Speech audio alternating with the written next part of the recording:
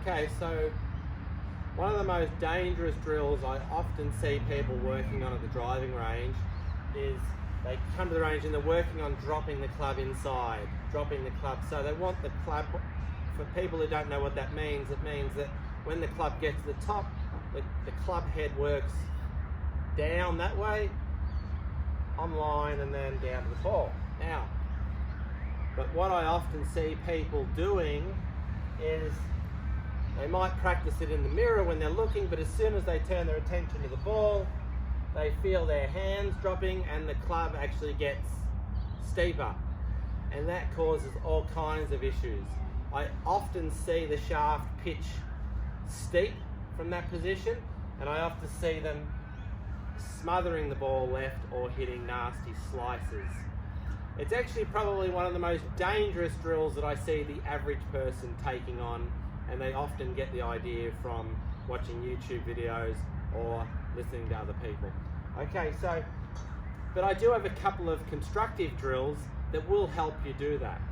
And one of them is to take the club in your right hand and swing and just let the club be very, very gentle. Very gentle. You get to the top and you'll feel the weight of the club head.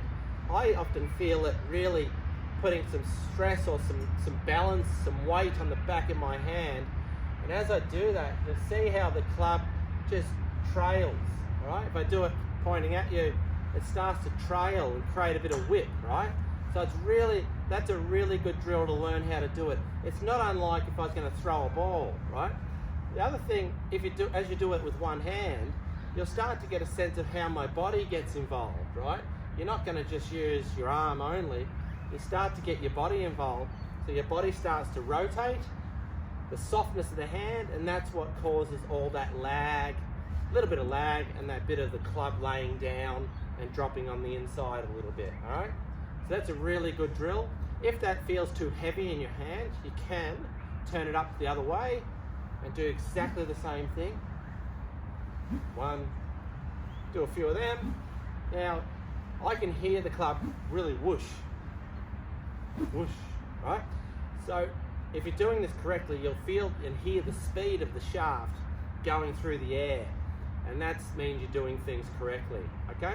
So if you want to work on getting the club to drop a little bit more on the inside, or the club head to drop a little bit more on the inside, the right hand drill is one of the best you can do, okay? Give it a whirl and see if it helps you with your practice.